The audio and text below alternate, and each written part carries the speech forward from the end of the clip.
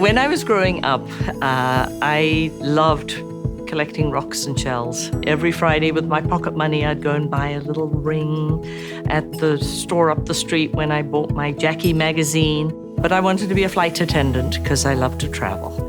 And I actually applied and was waiting for a response when the junior typist at Scottish Jewellers role was offered to me, and I decided to take the role. And that's how I landed in the gem and jewelry industry, and I couldn't be more delighted.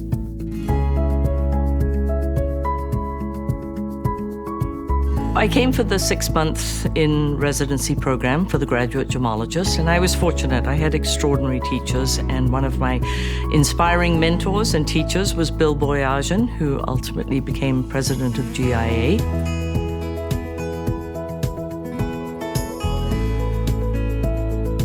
I said, you can do anything in life for 1 year. And so I packed up my car and I headed to Omaha, Nebraska, and I stayed 31 years.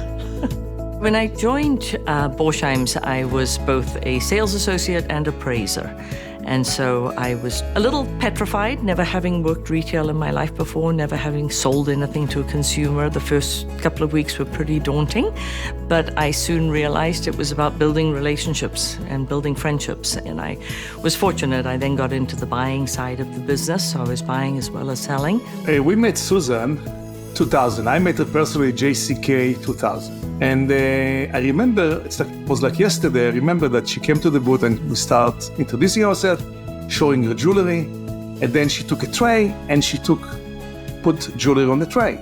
And she's putting more jewelry and more jewelry and more jewelry. She really knew her jewelry. She picked a lot of large pieces. She helped our business tremendously. She mentored us. She made us better. She made us want to be excellent. As I became more involved with buying, I became the merchandise manager. I grew into a role as a vice president, and I was very fortunate to be part of the leadership team with the Friedman family. We were purchased by Berkshire Hathaway in 1989. Warren Buffett reached out to me and asked me if I would consider becoming the next president and CEO. And I spent the next hour convincing him what a bad idea that was. I had never gone to college. I was 34 years old. I was a woman in a very male-dominated industry. That he said to me he wasn't afraid to bet on somebody younger. He certainly felt that women needed more positions of leadership. And so I was very blessed to be at the right place at the right time. Susan is very special. She takes time to talk to everybody. She engages in conversation. She's present. She's genuine, she's authentic. And I would say the most valuable thing I learned from Susan is how to build and maintain, nourish, cultivate relationships.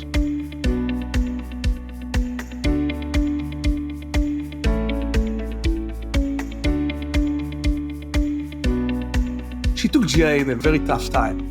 I mean, thank God she moved to GIA because she restored the confidence of the industry. She restored the confidence of the consumer. She's really an expert in the industry. She knows her diamond, she knows her colored stone, she knows jewelry. People trust her, respect her. Susan's been a force for good and a selfless industry leader. Susan is a great asker of questions, but beyond that, she's a great listener. She was always listen to people, she would always absorb, and she would always take on board what everyone had to say. I think my style has always been a servant leadership style. I always believe that we have so many incredible people that work at GIA. Listening to those voices, hearing what concerns they might have, helping them guide the trajectory and strategic direction of the organization was very important to me. I love the outdoors. Our two oldest boys and my husband each have a couple of motorbikes. It's a very fun experience to get to see Mother Nature from that angle. She's got strong principles and beliefs around family and loved ones coming first. And I think that for the men and women who work for her, it's helped them feel she understands and values their lives outside of the workplace. I think Susan's greatest addition to the industry is her strong moral compass, her concern about ethics and representing the industry correctly. And Susan is thorough and therefore very sincere about every step of what she does. And I think that sincerity was what really made her successful. And given her gemological education, she not only understands the mission and the moral imperatives of GIA, but she understands the science. She knows the gemology. She knows the stories. She loves the product. Look at this. Look what Mother Nature creates. She's extraordinary. What do I love about the gem and jewelry industry? I love the passion. So many of the people in this industry absolutely thrive on the passion of what they do every single day. Educating consumers about the journey of a natural diamond is a story that is magical.